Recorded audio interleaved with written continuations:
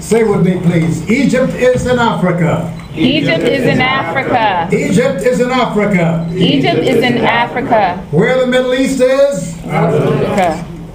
Where the Middle East is, I don't know. I think it was created in order to steal Kemet, now miscalled Egypt, from that continent.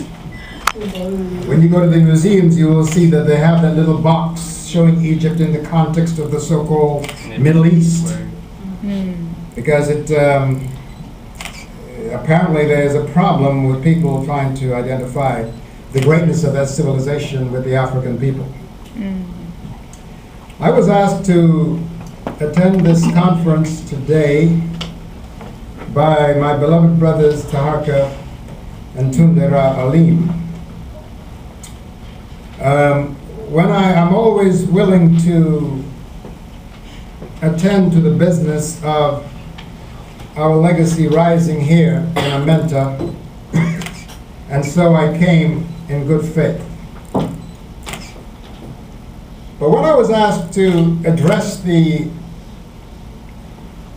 desecration of the artifacts that we all witnessed on the television, I remember that I had written a letter on November the 11th to the Metropolitan Museum of Art. And really, my talk here today is based upon this letter that I wrote to the director of the Egyptian Antiquities of the Metropolitan Museum of Art. It just so happened that when I write letters, I sometimes put them away for a while to be sure that later on I still mean what I say. So I let it sit for a while, and then if I agree with what I said about a week or 2 or 3 later, I say, okay, now I will mail it. It just so happened that this never got mailed. But now it's being mailed to the entire world. And so in that context, I'm going to read to you the letter that I wrote to the Metropolitan Museum. On November the 11th, 2010, I wrote a prophetic letter which I never mailed to the Metropolitan Museum of Art. This letter is directed to whomever is responsible for the return of the ancient artifacts to Egypt. I read in the World News section of the Wall Street Journal of November 11th, 2010, page A17, that the intent of the Metropolitan Museum of Art to return 19 antique artifacts to the Arab Republic of Egypt. This sets an awful precedent. The Western world has been at the forefront of preserving artifacts of ancient antiquity. With regards to Egyptian antiquities in particular, had it not been for the Frenchman, Augustus Moret, the founder of the Cairo Museum, the ancient artifacts of ancient Egypt would have been plundered and sold to private collectors by illiterate grave robbers whose very culture encourages the collection of booty. So you know the first booty calls were in Africa. The internecine religious conflicts in the Middle Eastern world does not bode well for the preservation of these ancient artifacts fashioned by quote-unquote infidels. The fate of the Buddhas of Afghanistan is a harbinger of what awaits the pyramids of Giza, as well as the temples, obelisks, stela, and sculpted images of African kings, queens, and other ancient African nobles of the Nile. To the fundamentalists, the Quranic prohibition against images, idols, mandates their destruction. It is to Mr. Zawi Hawas's capitalist credit that he intends to collect tourist booty in perpetuity by demanding the return of these artifacts. But he himself was introduced to their value due to his Western education, where he received a PhD at the University of Pennsylvania. Let us remember this, that after successive rapes by Assyrians in 663 BCE, Persians of Iran in 525 BCE, Macedonian Greeks in 332 BCE, and Romans in 32 BCE, the Arabs invaded Kemet, now Egypt, in 641 AD. The Arabs were the last of the rapists of that great African civilizations of the Nile. They are not its original owners or builders. Therefore, they have no legitimate claim to those artifacts. They have inherited the remnants of an African civilization that is considered an offense to their religion. They drove out the Romans from that holy land and have squatted there ever since, plundering, desecrating, stealing until curbed by Western man. If 1 billion peace-loving believers cannot bring forth Osama bin Laden, how can they be trusted to safeguard from destruction the artifact that they have inherited through religious colonization and geographical hegemony? Again, look at the naked cliffs where the Buddhas of Afghanistan once stood. Yes. 1 billion peace-loving believers could not curb the blind, stupefying ignorance of a few Taliban bad apples, right, quote unquote. Because of the demented joy with which the believing fundamentalists murder and blow to smithereen their fellow believers, how can peace-loving believers ever hope to check the unabated onslaught of violent madness? In fact, it may very well be that this criminal behavior of the few persists because of the tacit approval of the peace-loving majority. I wonder if Sarah Palin is listening to this in conjunction with what happened in Arizona. That's just an aside. Okay, sidebar. Sidebar. People do not understand spiritual energy and how what you project into the universe will always find some weak mind to do your bidding. It happened with Martin Luther King. It happened too with Malcolm. So I go on with the letter. Please remind Mr. Hawass of the Arab Republic of Egypt that he has no claim to artifacts that his religion prohibits the fashioning of.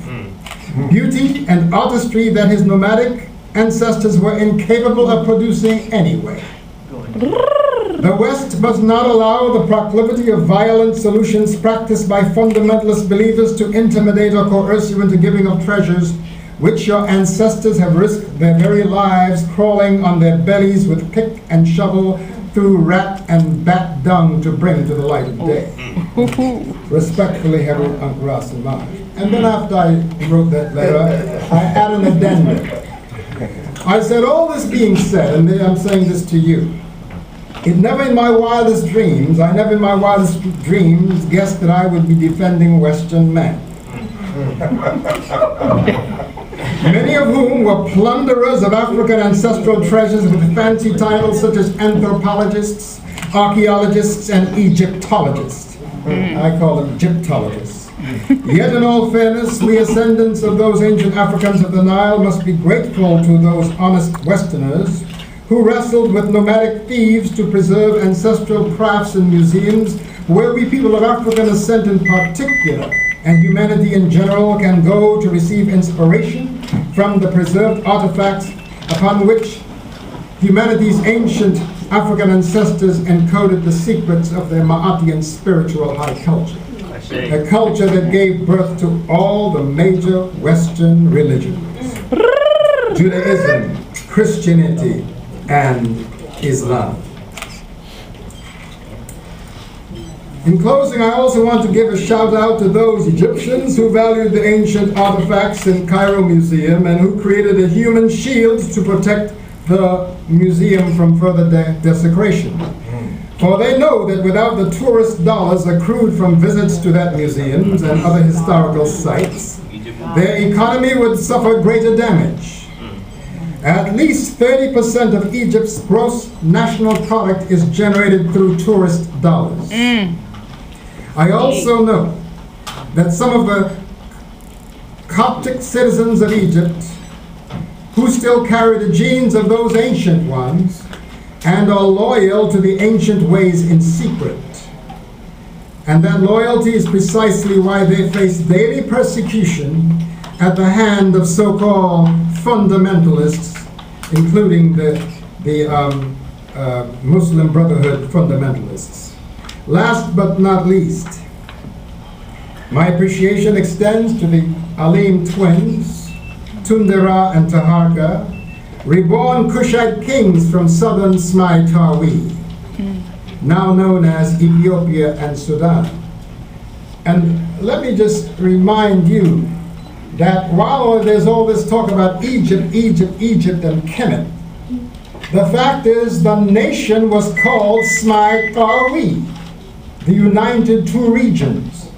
not only because of the geographical position of Nubia, Kush, and Kemet, but because I think I have an elder moment here.